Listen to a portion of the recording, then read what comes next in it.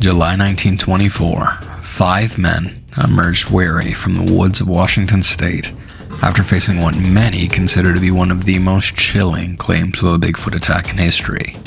They survived, but just barely, as they were laid siege by a pack of monsters only hours before. This is their story, a story they swore would never come to light. Fred Beck and 4 other miners had frequented the area around Ape Canyon near the base of Mount St. Helens. For years, they were prospectors, and driven by the idea of striking it rich, would set off into these woods often in search of gold. Beautiful tall pines canopied over mountain ridges and rolling streams. In many ways, this must have felt much like a home away from home for these men, and they treated it as such, spending so much time in the area that the men built a small cabin as a midway point between where they would quarry and the nearby town of Kelso, Washington. There were 2 things of note for the miners in this area. The first being the luck they were having finding gold that brought them back time and time again, and secondly, the foreboding signs that they weren't alone in these mountains. You see, the group had for years faced strange encounters that always seemed just beyond their line of sight, as if something was watching them. In 1922, they discovered footprints near a stream by one of their digging sites. The men were shaken by the sheer size and oddly human shape of the prints. The men would often hear strange whistling noises coming from the woods as they would set up about their work. In the evenings, when they would get back to camp, they could hear deep, pounding grunts, as if something was coming from inside the earth, or something large was beating his chest. Yet, still with all of the high strangeness, whatever was hiding in this area always proved to be elusive, until it wasn't. In the heat of July, the men were capping off what had proved to be one of their more fortuitous weeks in the area. Fred had a problem, though. His tooth was rotting. He was in constant pain, and finally pleaded with the other men to return to Kelso so that he could get it looked at. Fred asked his friend Marion Smith to return with him, to which Marion replied, neither God or the devil could get him off of that mountain.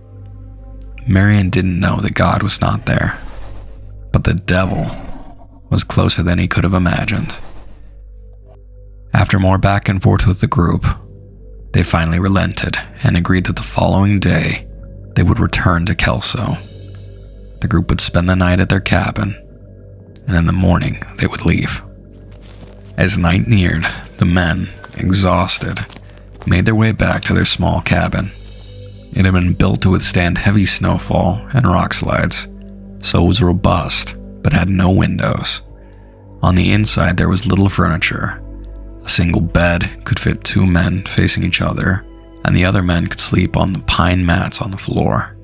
At one end, there was a fireplace made of rock. Before the sun set, Marion asked Fred to accompany him to the nearby creek to get some water before they turned in for the night. The creek was about 100 yards away from the cabin.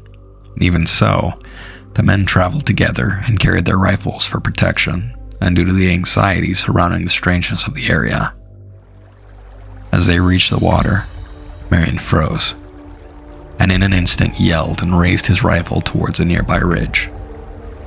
Fred, confused, let his gaze follow the direction his friend's rifle was aiming, and his heart skipped a beat as he saw it. Shots rang out, as Fred could make out a single large ape-like creature staring down at them behind a tree line about 100 yards away.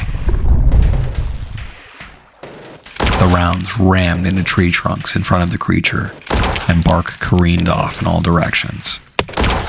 Having finally put a face to the mystery, the men were filled with terror. They took off running back to the cabin, only to see the creature again and fire more shots as they made their way to safety. The mountains echoed with what sounded like some strange whistling, coming from what felt like all directions. Out of breath and running out of time, the 2 men made it back to the cabin, where they were questioned by the other 3 miners. They explained that something strange was stalking them in the woods, and they feared that it might come back and might come after them.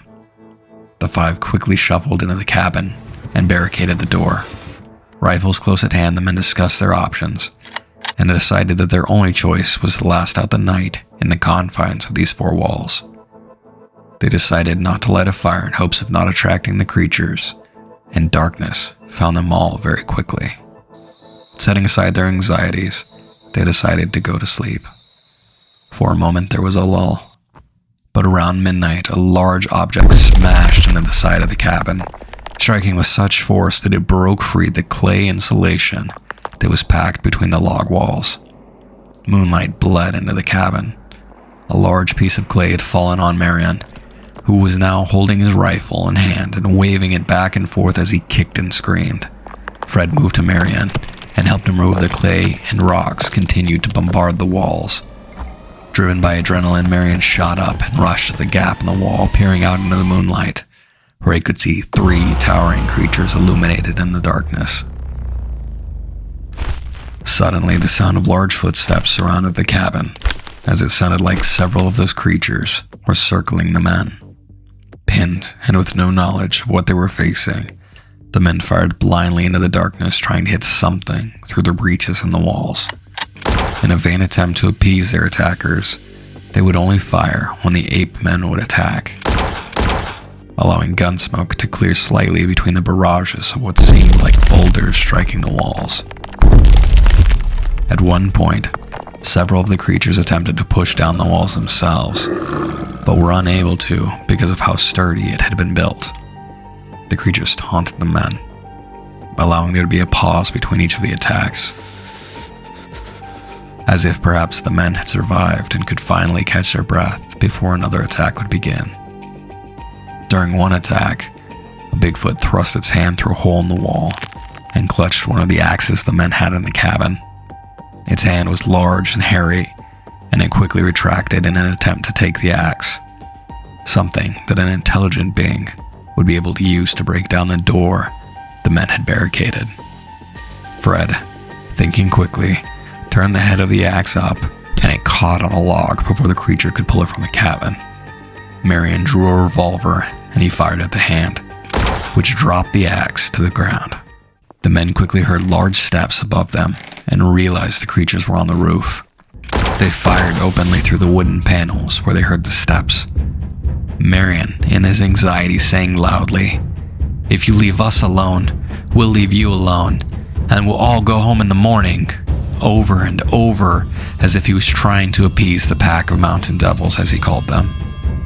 Like grains of sand in an hourglass, time waned, but one constant brought the men a much-needed reprieve. Beams of light from the morning sun began shining into the bullet-ridden cabin, and the attacks stopped. With their nerves shot, the men waited until they believed enough time had passed, and finally removed the barricade from the door. To their horror, the cabin was surrounded by large, boulder-like rocks, the trunks creating the walls of the cabin dented with impact marks. The men left as quickly as they could, abandoning anything they had in the cabin and making their way out, rifles in hand. Fred explained that it wasn't long until they saw one of the creatures near a ridge on their way out. He fired 3 times at the creature, striking it and causing it to tumble down a mountainside nearly 400 feet to the rocky ground below. The group agreed as they left that story would not be shared, and Fred urged them to keep it private. But, as often occurs with secrets, it was soon revealed, setting off a wildfire of rumor that would intrigue not only the United States, but the world. Later, many would set off into these woods, searching for the ape men. But they were once again elusive. Now, a couple of important things to note here. Evidence suggests that the only eyewitness account we have comes from Fred Beck. In his book, I Fought the Ape Men of Mount St. Helens, It's well documented that Fred had certain beliefs about these creatures, such as they were related to the Yeti of Nepal, and that they could have been from another dimension.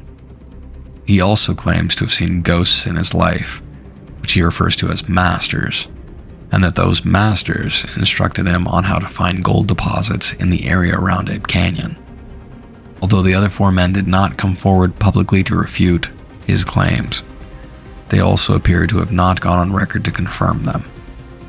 According to Fred Beck, none of the men involved in the incident returned to the area, and none of them accompanied reporters or officials to revisit the canyon. So what do you believe? Would you spend a night in Ape Canyon? If you enjoyed this and want to see more content, don't forget to subscribe, like, and comment. And we'll see you next time on the Narrator of the Unknown.